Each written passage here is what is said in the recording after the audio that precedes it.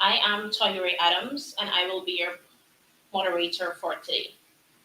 Joining us, we have Mr. Aubrey C. Norton, Member of Parliament, Leader of the PNCR and Parliamentary Opposition, Mr. Elson Lowe, Treasurer of the PNCR and Economics. Today's press statement will be read by the Leader of the Opposition. Thank you. A PNCR APNU government will pay out additional cash transfers through a good governance dividend. The PPP's sudden announcement of its one-off cash grant is its response to political pressure from the opposition and exposes its characteristic reluctance to address the struggles of the ordinary Guyanese, its lack of planning and preparation, its deceptive excuses about inflation and the Dutch disease, and its political insecurity and desperation. The PPP is clearly a party that would prefer to funnel cash to its friends, families, and favorites. In addition, it is a public manifestation of the infighting between Jacques Bio and Ali. It should be noted that the PPP has been forced to steal a few ideas from the opposition master plan to improve the quality of life of the people of Guyana.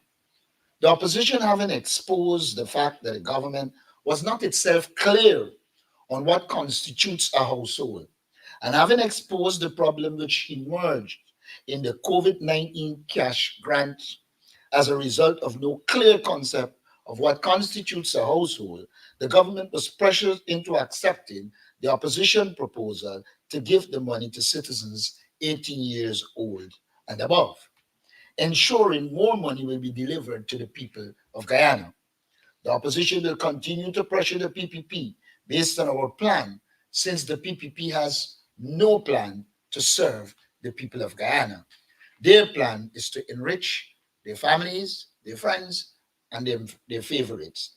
Let us remind the nation that the government still owes the people US 300 million that was received from the windfall revenues generated from high prices for oil resulting from the Russia Ukraine war, a payout which we have been calling for since 2022. We in the PNCR slash APNU, in our people centered development strategy, have been clear in our hearts and minds on the policies and measures required to guarantee Guyanese a high quality of life. Our decision making, therefore, is not determined by electoral politics, political gimmicks, pressure from cronies, acts of desperation, or unplanned and knee jerk reactions. Our decisions are well thought out and informed by our moral obligation to ensure a high quality of life for all Guyanese, by our respect for the basic human rights, and by sound economic judgment and planning. Over the last 3 years, we have outlined a range of structured and sustained measures to one, eradicate poverty and economic insecurity, two, reduce the burden of rising inflation and high cost of living, three, guarantee a livable income to all Guyanese, especially those in poverty and are vulnerable, especially low income households, and four, expand the middle class. In that regard, many Guyanese continue to support our proposal for there to be a tax-free threshold of 400,000 per month, large increases in salaries and pensions, child care allowances, and nutrition support, increased financial support for micro and small business, and full or partial subsidies for electricity, water, rent, mortgage, cooking gas, and travel. Our full list of measures provides an added 1 million to 2 million a year to each household, which is equivalent to approximately 85,000 to 170,000 a month of added income in a regular and predictable manner. Free from PPP type political control and domination. These are substantial sums of money that will lift the standard of living of ordinary Guyanese. We are confident that these measures will work.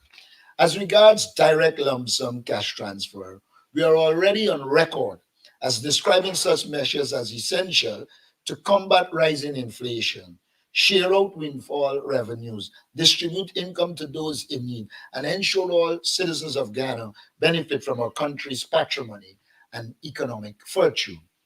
Today, we wish to announce that we in the PNCRA PNU, as the next government, will conceptualize, manage, and pay out large lump sum cash transfer as a good governance dividend. What do we mean by this? When in government, the money saved from reducing corruption, financial incompetence, negligence, and pure recklessness inherited from the PPP will be distributed every year to Guyanese citizens. A good governance dividend will also include income from our prudent financial investment and economic development strategy. We anticipate that $100,000 at minimum could be distributed each year to most or all citizens. Let us be clear, this is not a one off measure. This is a recurring yearly payout to citizens. This is not a knee jerk or sporadic measure. This is a calculated financial exercise to ensure Guyanese can benefit as much as possible from our oil revenues. Our governance dividend will be funded from several sources, including one, a reduction in the billion of dollars in corrupt and inflated contract awards. Two, tighter management of public finances following the advice from the IMF and other financial institutions. Together with one above, we expect that we can save on average 20 to 40% of public expenditure annually. That will result in tens of billions of dollars in good governance dividend.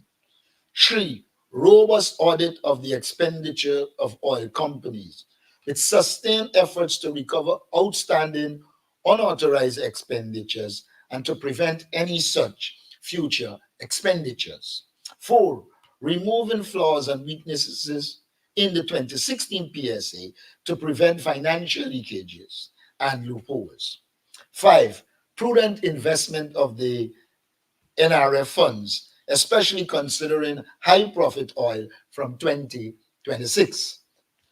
Excuse me. Six, efficient payment of cash transfer to reduce corruption, fraud, and unfair omission of persons. And seven, the windfall that is obtained when oil prices rise above a determined amount will be distributed to the people of Guyana. These measures could generate over $60 billion in cash every year in good governance dividend. The PNCRA, PNU as the next government will ensure this money gets in the hands of the people on a monthly, annual, and predictable basis in a way that citizens could use the resources to obtain loans, mortgages, and other forms of investments. Thank you. Thank you. We will now open the floor for questions and customary by the raise of hands, so state your name and media house.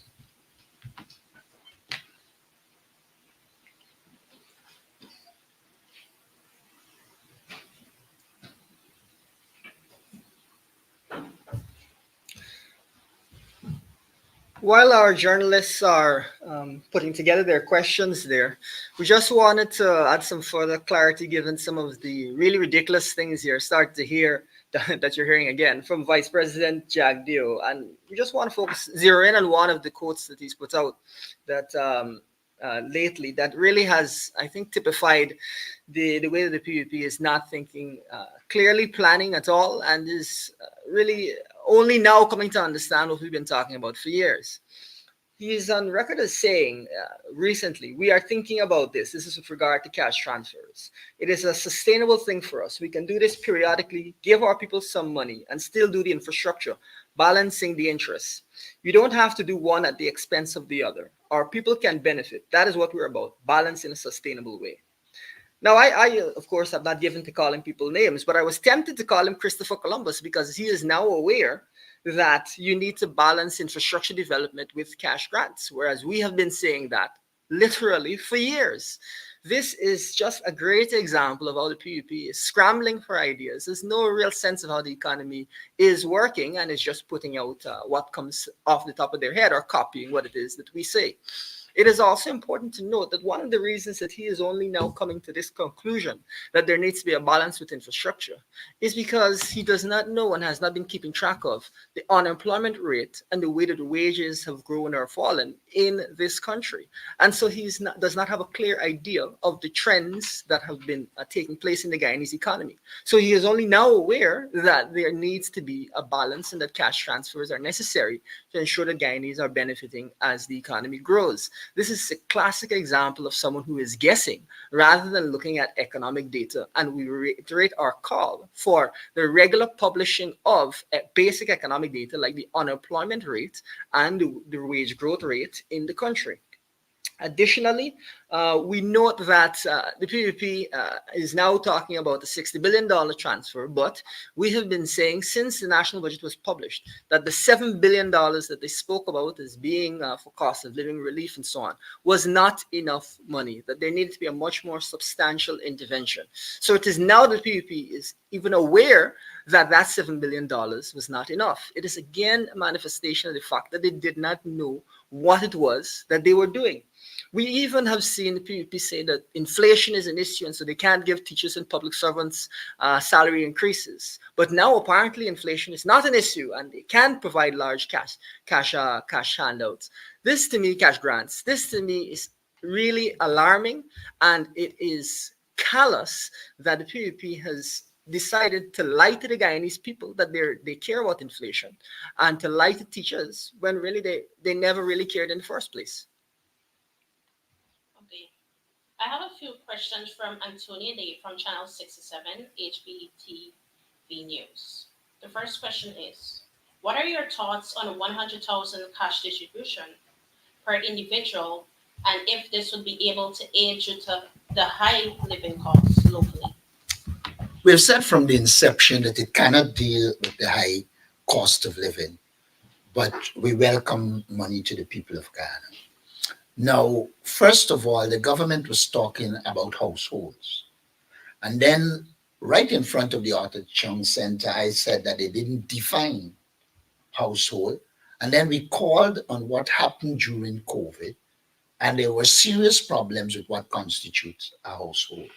The opposition expressed the view, and former Minister Jordan said that too, that we should use individuals 18 years and above. Two reasons. One, you remove from the PPP this whims and fancy of just deciding what is a household by their activists on the ground. And secondly, with us giving it to individuals, with the government giving it to individuals, what it does is ensure more money goes to the people. And let me give you an example. In a case where you have a mother, a father in the house, and two children over the age of 18, right away you're talking about 400,000.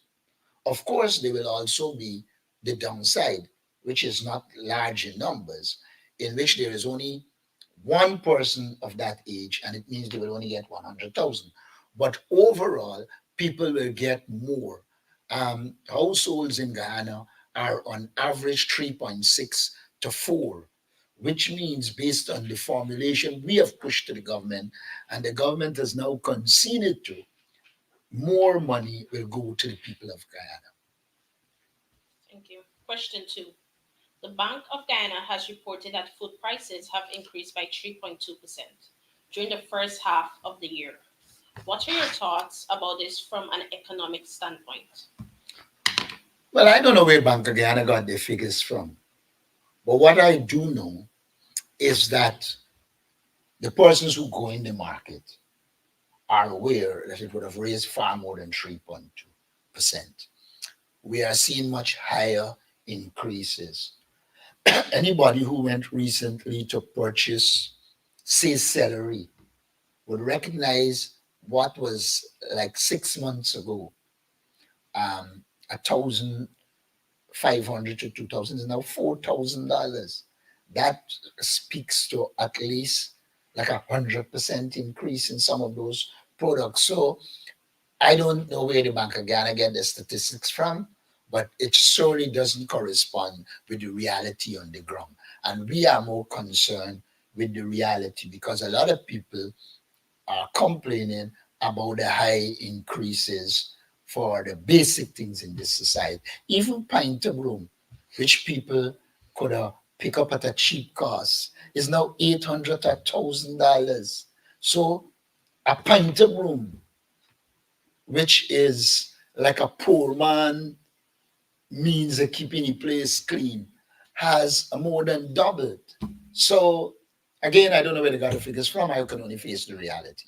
I would also like to add that this is a pretty classic example of when you copy what somebody else said without really understanding the concept and the policies behind it.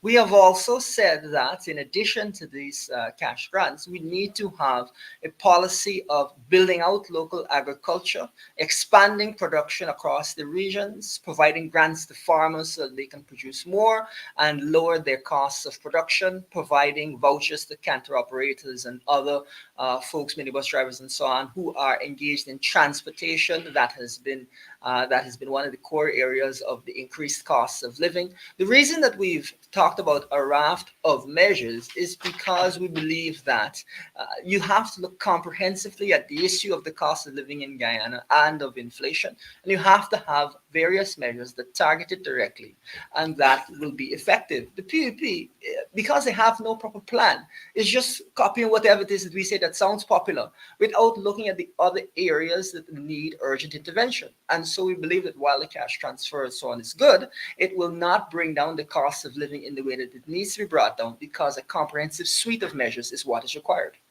And in addition, we should point out it is shameful and the government is shameless to offer only 100,000. We have shown consistently that people can get more money in a more structured and predictable way.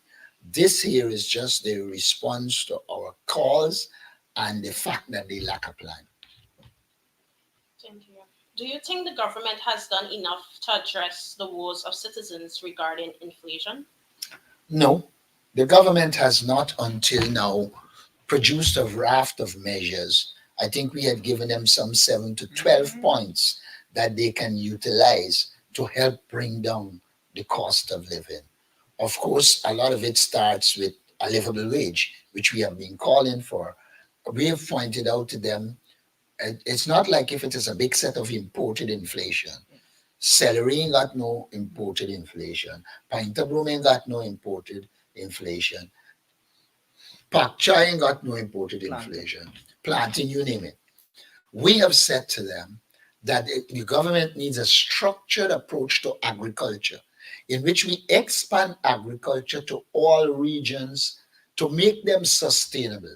And once those regions are producing the food they need, the prices will come down because one, you're increasing output to absorb the money that goes into the economy. And therefore, because you have increased the amount of goods there, foodstuff there, it will impact prices downwards and in a positive way. So that was one measure. We also pointed out uh, that you can give assistance, but you got to be able to do it in a structured way. Um, in the area of fuel for people transporting goods to the market. But of course, if you bring that under the PPP, it will become a mechanism for corruption. That's the only thing they know. But there's need for a raft of measures. If you if you put money into the economy and you don't do the things to increase production and productivity, you might be fueling the inflation that Jack Dale was talking about. But when we talked about it, we talk about putting the resources and at the same time taking the anti-inflationary measures to ensure that your prices are good in the market. We will now take Mr. Benchcott.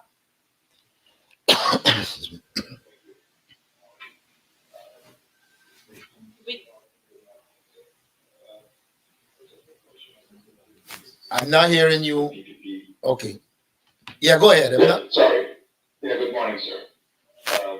With regards to the agenda of the PPP, who started what and who was the first, which is an infantile approach because we already know that they were against cash grants, they were against these sort of things, and complimentary of the coalition and the opposition that these things are being put in place today. Having said that, though, what sort of plans you guys in the opposition have with regards to keeping an eye to ensure that there's minimum amount of corruption on the part of the PPP as they go about to distribute the $100,000 per household. There, there is already perception out there that this is a huge Ponzi scheme. Um, and you mentioned earlier, sir, about the COVID cash grant. As of now, over 40,000 persons have not received. All they've gotten was their pink slips. They have not received their 25,000. And if the government can be so dishonest and, if I may say, corrupt as it pertains to $25,000, how concerned are you that they are going to be even more corrupt with $100,000? My second question is again on the opposition's approach with regards to the numbers and with regards to ensuring that this continued exposure of the government's elections bribery scheme be exposed. Is there a shadow minister of finance being part of this? And if so, who is that person? Just out of curiosity. Thank you. Now, let me begin by saying, even at the day when Irfan Ali announced what he announced, we made a few points that point in the direction of seeking to reduce corruption. One of the first things we said at the time is that the money should not be distributed by PPP activists like happened with the COVID-19. The second thing, nobody should be moving around with large amounts of cash. There's a system the government has, and they can cut checks, and people get a check and take it to the bank. We also believe that there should be early audit of the distribution so that there is a pressure for accountability. But knowing the People's Progressive Party, they are likely to find some way to become involved in corruption. I believe it is interwoven into the fabric of their existence. And so while we outline those measures, we still have got to keep our eyes on them. I've said before there's a big battle going on in the PPP about whether Ali people are more corrupt than Jack Deal's people. Well, that corruption battle will affect us, and so we'll have to monitor it. As it relates to the Shadow Minister Finance, as far as I'm aware, it is Jaretta Finance, and where possible, she has been doing the work that she's expected to do. We're now going to take Mr. Adam Harris.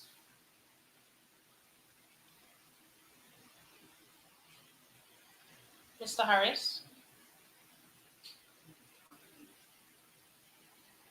I have a question. If you speak to her, please.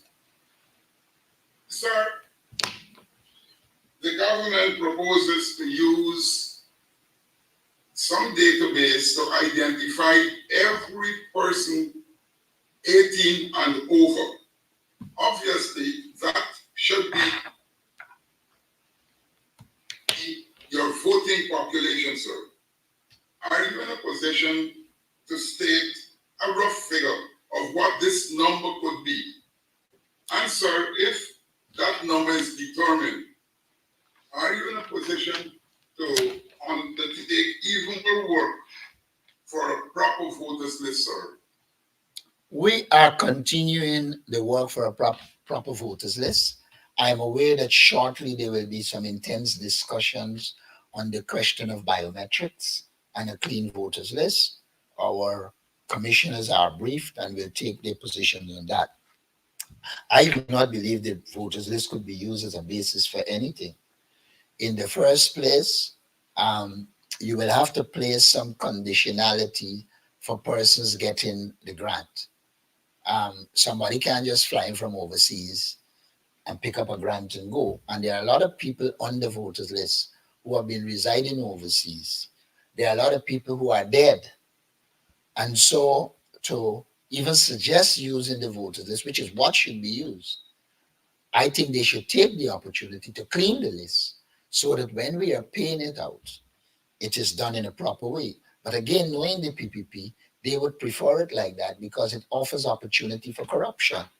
I mean, I was laughing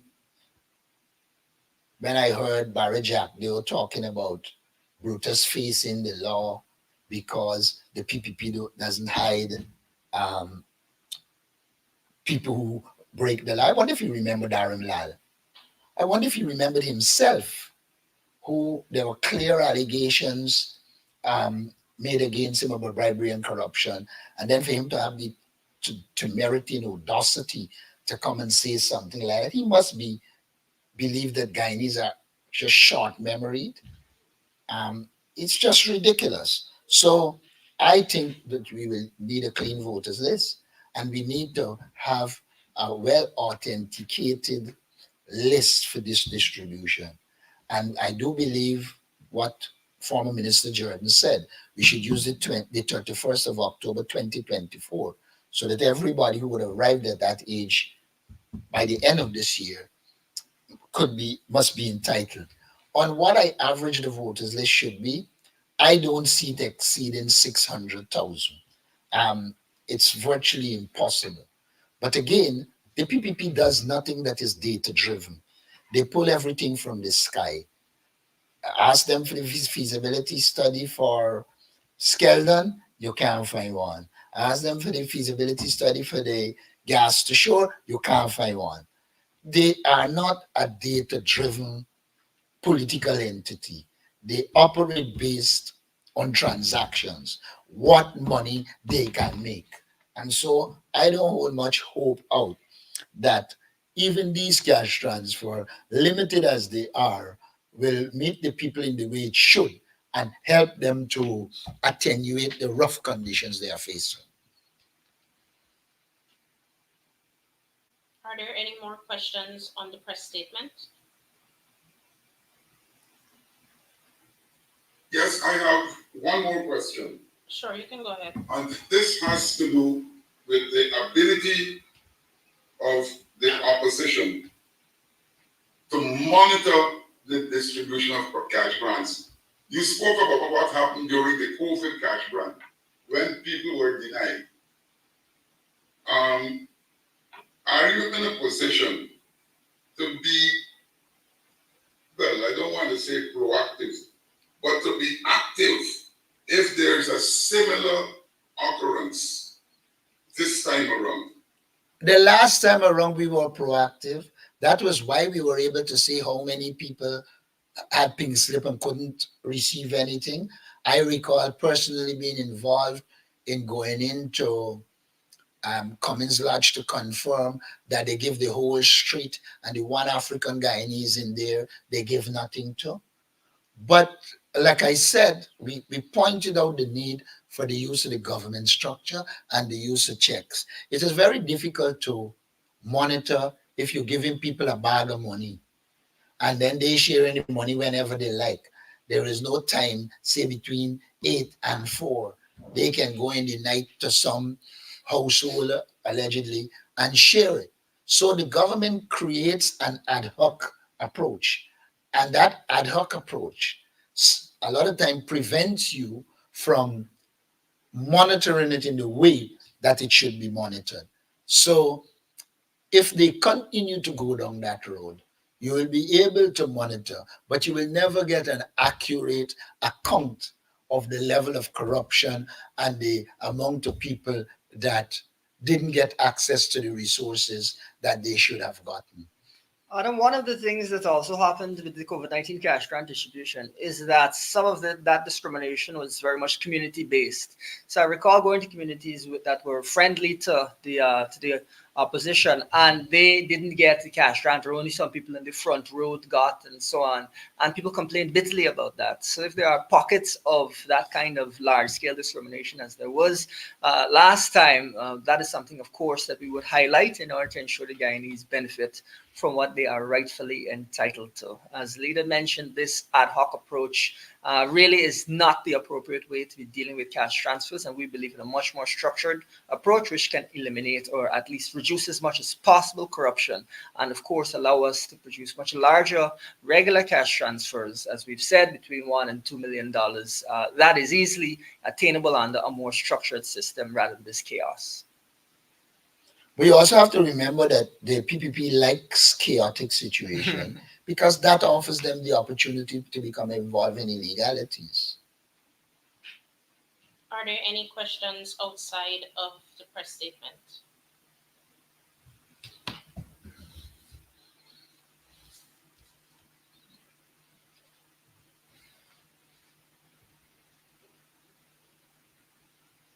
Sorry, Honorable Leader, perhaps this is a good time to ask you about your assessment of the registration process, because that will help you to understand the amount of money being disbursed as cash grant. For example, Vice President Jagdeo said, no foreigner. I don't know his definition of foreigner, but we also know that you had the two shows who were permitted to register Venezuelans, albeit that they claim that their parents were Venezuelans.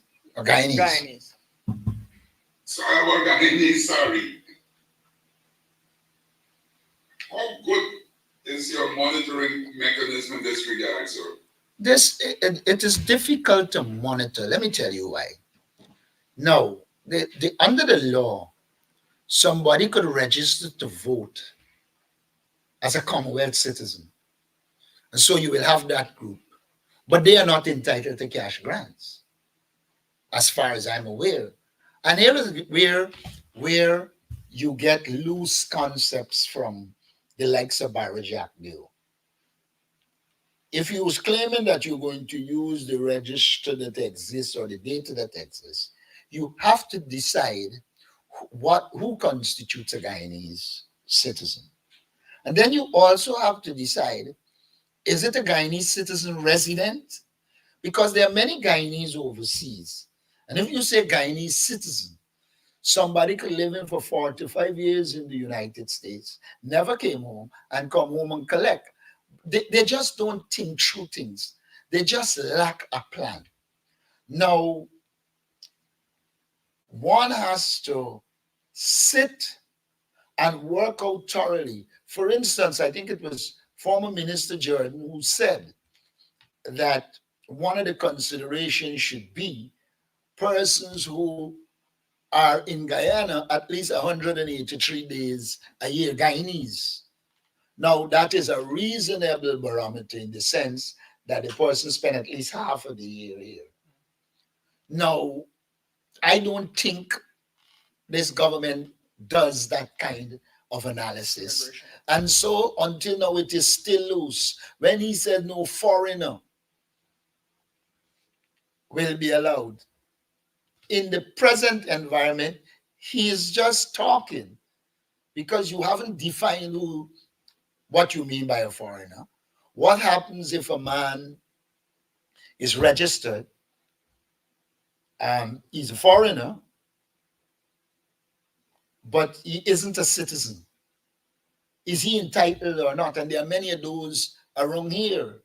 So the government needs to learn to do things like concept papers. When I was in government service, every idea you came up with came with a concept paper. So you knew the objectives, you know the strengths, you know the weaknesses. You then can work out a clear concept of what you're talking about. And then you could put in place the modalities for implementation. There is nothing like that in this structure they call in government. This is men wake up a morning and believe if we shy two brick to the sky, rain and fall, and they shy two brick. Has no scientific basis. There is no structured approach. I was appalled when we returned to government in 2015, and I went into the what was then the Ministry of Youth, Sport, and Culture, and to see the destruction in the filing system, so that you don't have proper filing, so that you can go back and reference, etc. So this government has destroyed Guyana, and they continue to operate as if they're running a cake shop that is their own and nobody else has an interest. And I believe that we will have to seek to monitor, but monitoring will be difficult because the government does everything to ensure you can monitor what they're doing so that they can facilitate the corruption they are involved in. That's your reality. Add to it, they have compromised the police force. And because they have compromised the police force and they have a commissioner that will operate based on their diktats, even if you monitor it as happening in the local government, we monitor what happened in local government.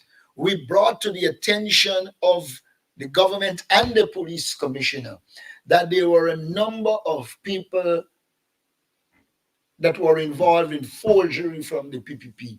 They couldn't act on it because the police is controlled, GCOM sector in large measure is controlled by the government. And so we can monitor, we'll have the data, we'll expose them. Where the question comes is the question of enforcement. It's a lawless society, and I see no reason why the PPP would want it to become a lawful society. Is there any other questions?